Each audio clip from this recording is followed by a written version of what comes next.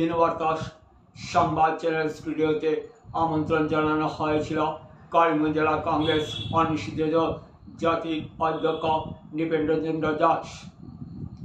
রবিবার স্টুডিওতে আমন্ত্রণ পেয়ে তিনি এসে নিজের মনোভাব এভাবে ব্যক্ত করেন। কি বলছেন নৃপেন্দ্রচন্দ্র দাস বিভিন্ন প্রশ্নের উত্তরে?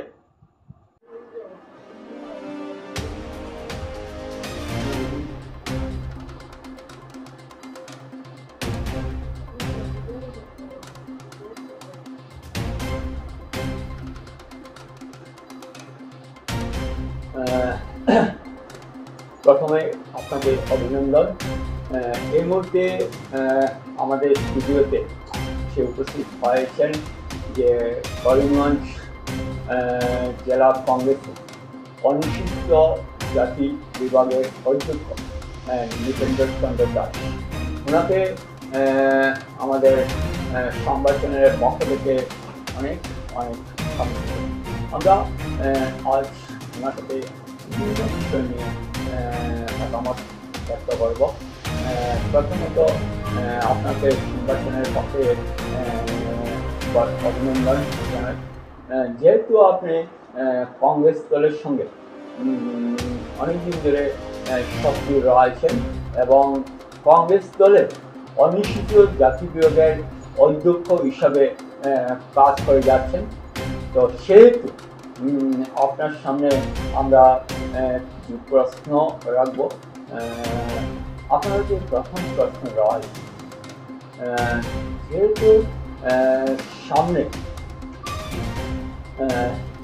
বিধানসভার নির্বাচন রয়েছে, প্রস্তুতি এরকমভাবে করা হচ্ছে দল এবং দলকে উজ্জীবিত করে তুলতে অনেকভাবে প্রয়াস নেওয়া হয়েছে। তো আপনার কাছে প্রশ্ন রয়েছে, সামনে যে বিধানসভা নির্বাচন অনুষ্ঠিত হবে, আপনার যে বিভাগ রয়েছে সেই বিভাগ আপনার প্রয়াস কতটুকু থাকবে কংগ্রেস দলের ভালো ফলাফল প্রদর্শন করার জন্য?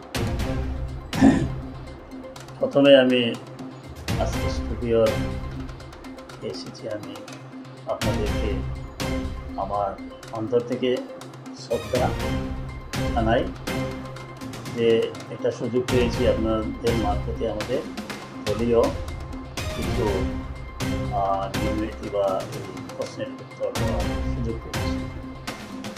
আপনি বলেছেন যে 26-এ ইলেকশন, বিধানসভা ইলেকশনে কীভাবে আমাদের অনুসূচিত জাতির পক্ষ থেকে মানে ব্যবস্থা নেওয়া হয়েছে। আমরা অনুসূচিত জাতি একটা পিছপড়া জাতি, সার্বিক দিক দিয়া আমরা পিছিয়ে আছি। তাই আমি দীর্ঘদিন থেকে আমি ছাত্র জীবন থেকে কংগ্রেস করে আসছি এবং আমাদের ফ্যামিলিটাই কংগ্রেস এবং আমাদের ব্লাডটা কংগ্রেস হয়ে গেছে। এই ব্লাড কংগ্রেস হওয়ার কারণে আজকে দীর্ঘদিন থেকে বিভিন্ন ধরনের বিজেপি থেকে আমরা অনেক নির্যাতিত হয়েছি দল, কংগ্রেস দল না ছাড়ার কারণে। যাই হোক, আস্তে আস্তে লোকেরাও বুঝতে পারছে এখন আমাদের সামাজিকতা দিক দিয়ে আমরা ঠিক রাখি, রাজনৈতিক দিক দিয়ে আমরা একে অন্যের অপোজ করি, কারণ তার ন্যায্য বলে। আমি 26-এর জন্য যখন বিগত 2021-এ আমাকে করিমগঞ্জ জেলা কংগ্রেস কমিটি অনুসূচিত জাতি বিভাগের দায়িত্ব দেওয়া হয়েছে, সেন্ট্রাল কমিটি থেকে দেওয়া হয়েছে রাজেশ লিলোপিয়া মহোদয়, উনি দিয়েছেন অ্যাপয়েন্টমেন্ট। তার পরের দিন থেকে আমি কাজ আরম্ভ করে দিয়েছি। প্রথম যাত্রা হয়েছে আমার রাতাবাড়ি সমষ্টিতে, সেখানে আমি সভা করেছি।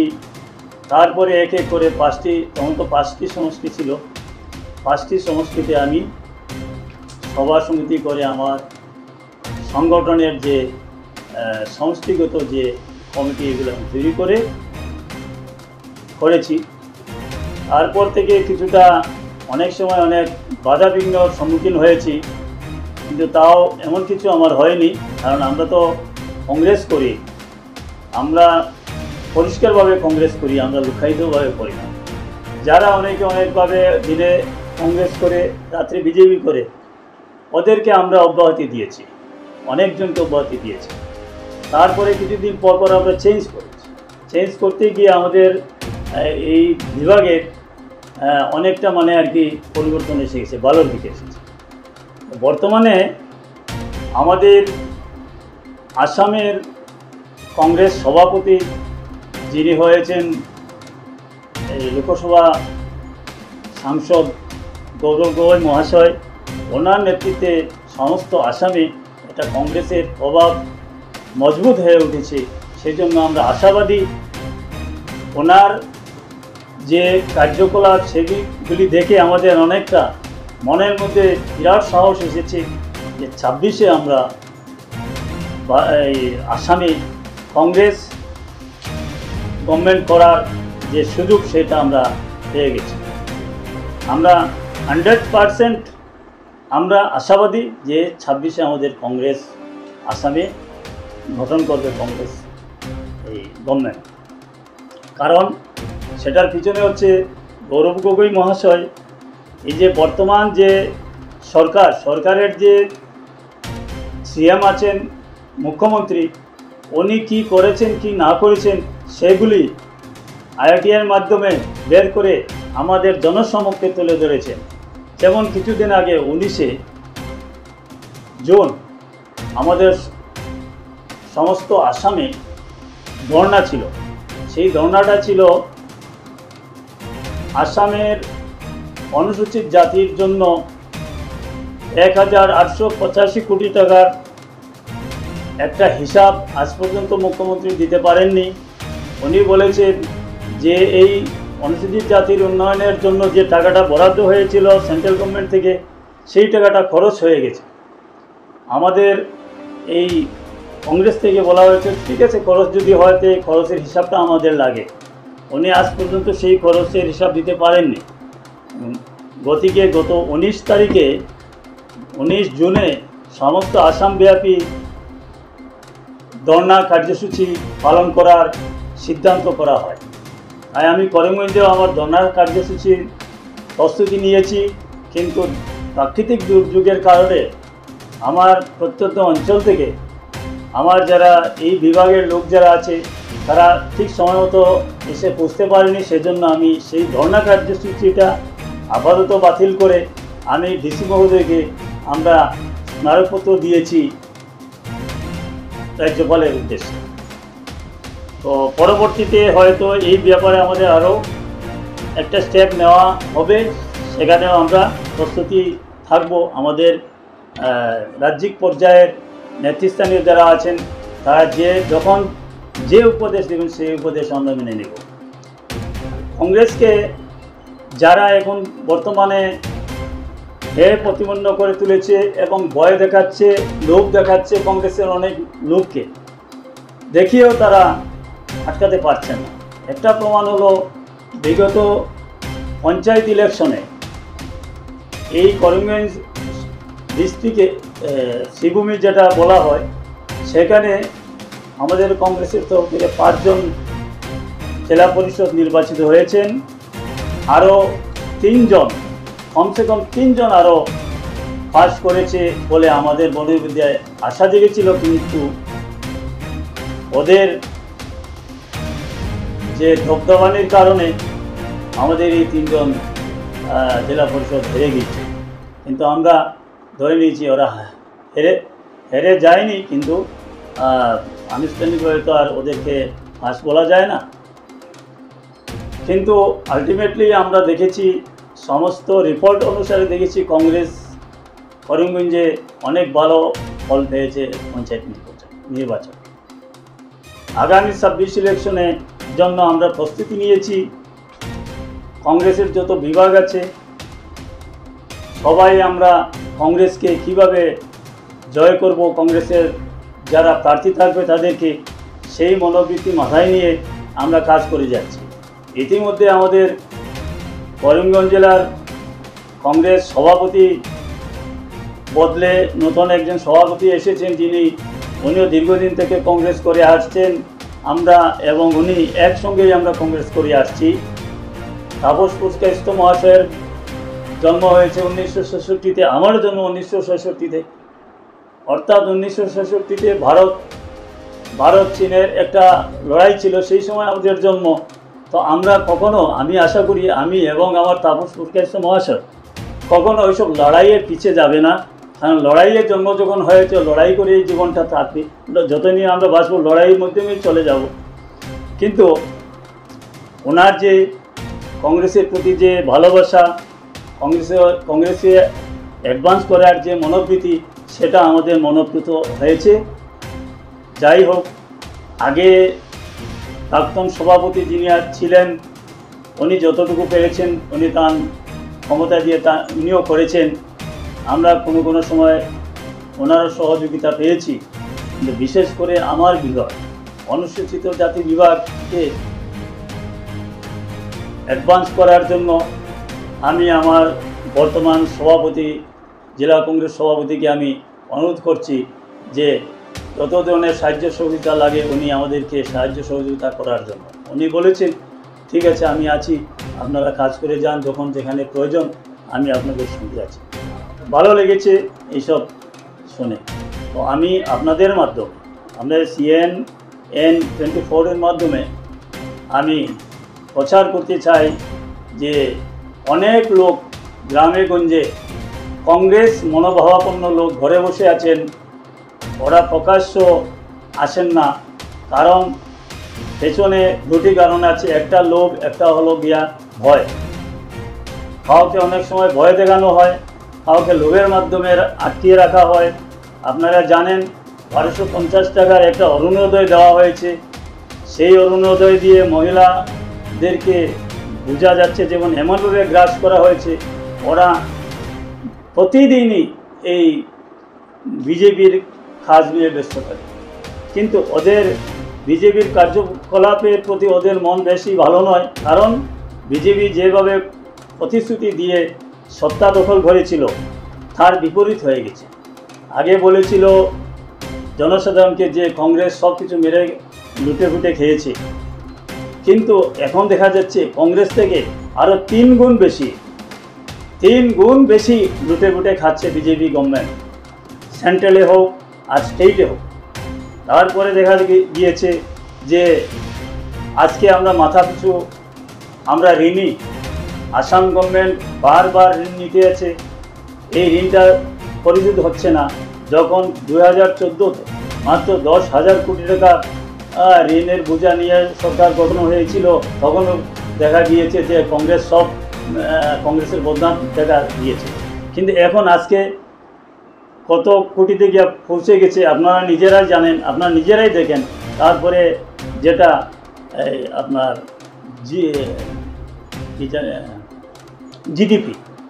জিডিপি দেখা যায় যে এত ডাউন হয়েছে। সেগুলির দিকে যখন চিন্তা করা যায়, আজকালকে তো চিন্তা করার লোক আছে, প্রত্যেক ঘরে ঘরে মোবাইল আছে। মোবাইলের মাধ্যমে অনেক মানুষের সব কিছু জানতে পারে। তো মুখ খুলে বলার মতো সবের সাহস থাকে না, কারণ ওদের হয়তো বেনিফিটটা নষ্ট হয়ে যাবে, না হলে ওদের উপরে হয়তো কোনো ধরনের আক্রমণ হতে পারে। এটা তো সেটা আপনারাই দেখেছেন, বিভিন্ন সময় বিভিন্ন জনকে আক্রমণ করা হয়। আরেকটি কথা আছে যে কংগ্রেসের উপরে বিভিন্ন ধরনের চেষ্টা চালিয়ে যাচ্ছে যে কংগ্রেসকে কীভাবে নরম করা যায়। আজকে গৌরব গগৈ মহাশয়, ওনাকে বলা হয়েছিল যে উনি পাকিস্তানি লোক। ওনার তো পাকিস্তান জন্ম হয়নি, উনি ইন্ডিয়ান নাগরিক, ভারতবর্ষে ওনার জন্ম হয়েছে। সব কিছু ওনার বাবা মা সব কিছু আসামের আহোম জাতি, অরিজিনালি আহোম জাতি। ওনাকে আবার আরেকজন কীভাবে বলে যে সে পাকিস্তানের সঙ্গে লিঙ্ক, পাকিস্তানি মানুষ। পাকিস্তানে যে কোনো লোক যেতে পারে, যে কোনো রাষ্ট্রতে যে কোনো লোক যেতে পারে। আরেকটা কথা হয়েছে, ওনার স্ত্রীর কথা বলা হয়েছে যে উনি ইন্টারন্যাশনাল এনজিওতে কাজ করেন। সেই এনজিওতে কাজ করলে যেটা কন্ট্রিবিউশন পাওয়া যায়, কারণ ওনার তো খরচ আছে, সেই কন্ট্রিবিউশনটা উনি গ্রহণ করেন। এটা যে কোনো জন্যই করবে। কাজের দিন, কিন্তু তা তো অন্য কোনো কিছু হইতে পারে না। সেটা আজকে দেখা যায় যে এই ইস্যু নিয়ে আমাদের আসামের মুখ্যমন্ত্রী মহাশয় কী করেছেন, জনসাধারণের মধ্যে একটা মানে মানে আর কি প্রতিক্রিয়া সৃষ্টি করার চেষ্টা করছেন। কিন্তু যাই করেন না কেন, একটা কথা আছে, শেষমেশ কথা আছে, এটাই লোকে বলে যে বিনাশকালের বিপরীত ঘটবে। আজকে জনসাধারণের উপরে যে বিভিন্ন ধরনের ঋণের বোঝা চাপিয়ে দেওয়া হচ্ছে, দিনাতিদিন দ্রব্যমূল্য বৃদ্ধি হচ্ছে, এগুলি আর কমার তো কোনো কথাই নেই, খালি দিনে দিন বাড়তে আছে। আর সবসময় টিভির সম্মুখে বসে উনি যে কথা বলেন, এগুলা কিন্তু গ্রহণযোগ্য কথা না। আমরা দেখেছি গ্রামেগঞ্জের অনেক লোক আছে যে এখন যারা বিজেপি করতে, অনেক মানুষে ওদের কার্যকলাপকে ধিক্কার জানায়, কিন্তু প্রকাশ্য জানাতে পারেনি। আমি আশা রাখি, আমি যারা ঘরে বসে আছেন হিন্দু সম্প্রদায়ের লোক, বিশেষ করে আমরা তো অনুসূচিত জাতি একটা হিন্দু সম্প্রদায়ের লোক বেশিরভাগ, আমি তাদেরকে অনুরোধ করব যে আপনারা সমাজের জন্য অন্ততপক্ষে আপনারা কিছু স্যাক্রিফাইস করুন, আমাদেরকে সাহায্য করুন, সামনে এসে আমাদেরকে বিভিন্ন ধরনের উপদেশ প্রদান করুন। আমরা সেই উপদেশের মাধ্যমে আমরা চলব, সমাজের কাজ করব। সমাজ আমাদের প্রথম অবস্থা, সমাজ থাকলে দেশ, আর সমাজ না থাকলে দেশের কোনো প্রয়োজন নেই। আমি এই বলেই আমার সৎপয়েন্টগুলো বলেছিলাম। পয়েন্টের উত্তর ঠিক আছে, আপনার কাছে যেহেতু আপনি বিস্তারিত বললেন, তো আপনার কাছে আজকে প্রশ্ন রয়েছে, ঘুণে ধরার রাজনীতি, সেটা আমার উচিত নয়, চাকরিকর বলে থাকেন, ঘুণে ধরা রাজনীতি কংগ্রেস তার ঢেলে সহায়তে বর্তমান প্রদেশ কংগ্রেস সভাপতি গৌরব গগৈ যে অনলস প্রয়াস চালিয়ে যাচ্ছে, আপনি কি মনে করেন 26-এ একটা ভারী পরিবর্তন হতে পারে? আমি যে কথাটা আপনি বলেছেন যে গুণে ধরা রাজনীতি, মানুষ বলতেই বয়স বাড়ার সঙ্গে সঙ্গে রাজনীতি যদিও গুণে করা রাজনীতি নয়, গুণে ধরা রাজনীতি নয়, কারণ ওদের সবসময় মানে ওরা থাকে, সবল থাকে, রাজনীতিটা সবল থাকে, হয়তো কোনো সময় দুর্বল হইতে পারে, কিন্তু সবল থাকে। রাজনীতি কোনো সময় বদলেনি, তারা আদর্শ নিয়ে চলে, আদর্শকে অনুসরণ করে, মানে রাজনীতির লাইনেই রাজনীতি চলে। তো আমি বিশ্বাস করি গৌরব গগৈ মহাশয়ের নেতৃত্বে সমস্ত আসাম কংগ্রেস মজবুত হবে এবং আগামী 16 জুলাই সর্বভারতীয় নেতা, কংগ্রেসের নেতা শ্রীযুক্ত রাহুল গান্ধী মহাশয় আসামের ছয়গাঁও স্থিত মাঠে একটি র্যালি করবেন, সভা। সেখানে আমাদের সর্বভারতীয় নেতা মল্লিকার্জুন খাড়গে উপস্থিত থাকবেন, আরও অন্যান্য যারা আমাদের বিভিন্ন উইংসের নেতৃবর্গ ওরা উপস্থিত থাকবেন। আমি আশা করি ওই দিনের র্যালিতে আমাদেরকে ভালো একটা উপদেশ দিয়ে যাবেন যে আমরা যাতে আরও অগ্রসর হইতে পারি। আর কংগ্রেস নো ডাউট মজবুতভাবে পদক্ষেপ নিচ্ছে গৌরব গগৈর নেতৃত্বে, সেটা আমি একদম 100 বার বিশ্বাস করি।